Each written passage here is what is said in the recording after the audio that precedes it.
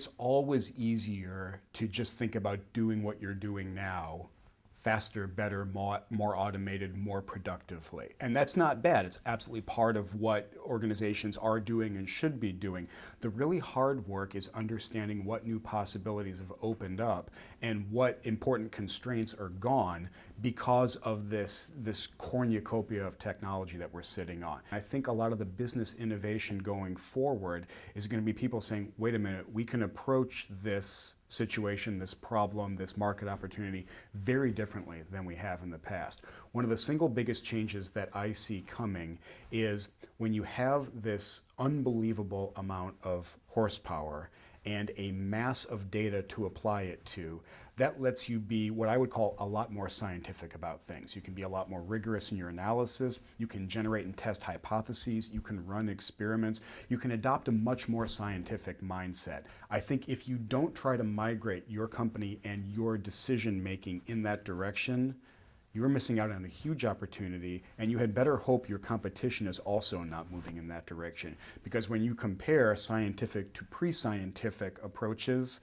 there's one clear winner over and over. And it's not that human intuition is bad, and again, it's not that it's marginalized or made irrelevant in a scientific world, it's that it can be tested and advanced in a scientific world. And if all you're doing is relying on your intuition, you are really leaving a huge opportunity on the table. Scott Fitzgerald has a fantastic quote. He talks about one of the characteristics of a first-rate mind is the ability to hold two opposite viewpoints at the same time and not get all messed up. I think that's really becoming even more important in organizations today, and the two opposing viewpoints are, first of all, that in a lot of ways, companies are becoming or have the opportunity to become even more tightly orchestrated, regimented, regulated via technology. We have all this amazing business process technology that specifies with incredible detail what happens when, what the workflow is, who does what the roles and responsibilities are, what the decision rights are, and can make it very hard for you to deviate from that. And again, we think about that as some kind of soulless destroying of the human spirit. It's actually incredibly valuable to do inside organizations, and people don't mind being put in the middle of a rational workflow.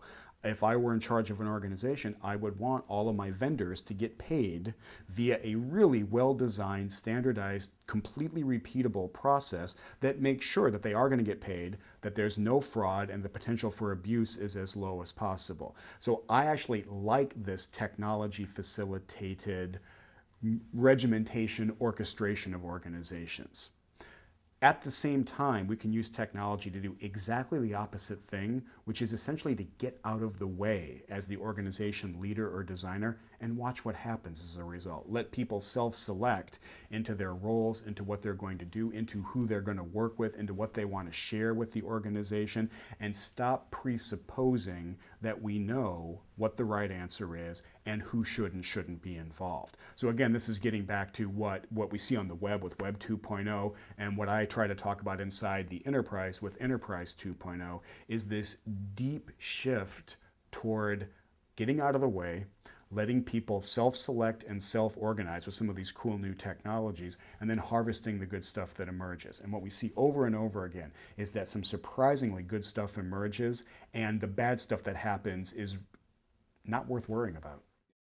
I use verbs to describe the difference between these two approaches. One of the verbs is impose. In other words, the people at the center and the top of the organization get to impose throughout the rest of the organization their ideas for how work should be done. This is what the business process is. This is what the org structure is. This is what the roles and responsibilities are. You can use technology to do that imposing with great precision and great confidence that it's going to be followed, the process is going to be followed the way you design, because it's very hard to circumvent in a lot of ways. So one of the verbs is impose. The other one that I use is emerge, which is basically get out of the imposition business altogether and start watching what emerges, what people actually want to do and how they want to use technology to work with each other. This is exactly the shift that happened during the history of Wikipedia. They started out trying to impose a workflow for developing encyclopedia articles. People stayed away in droves. And it was only when the leaders of that organization were able to get themselves out of the middle of the process, deploy some weird new technology and watch what happened, and that what emerged was what has become Wikipedia. The first area that I ask organizational leaders to think through is, what are the most important decisions that get made either on a routine basis or on a more periodic basis, either a strategic level or a tactical level in your company? Just what's important for you all to get right. Following on that, how are you making those decisions right now? And in particular, would you call it much more of an intuitive, judgment-based, experience-based approach? Are you trusting the people to make the right decision and not giving them a lot of what I would call digital support for that? Or are you over more toward a scientific approach where there is a lot of digital support, where you're doing a lot of analysis, hypothesis testing, experimentation, throwing this arsenal of digital science, digital business science at the decision? And if a lot of your decisions are over on the intuitive experience-based side, I would really encourage you to start thinking about how to shift them over. What kinds of digital support might be available to help you make these decisions in a more scientific way? If a good idea comes up in the organization, let's say it's a better way to either interface with a customer, a better way to configure a business process, a better design for some important workflow in the organization, how quickly and easily can you propagate that, and how widely? In other words, does your technology environment support the propagation of good ideas very widely, or does it get in your way?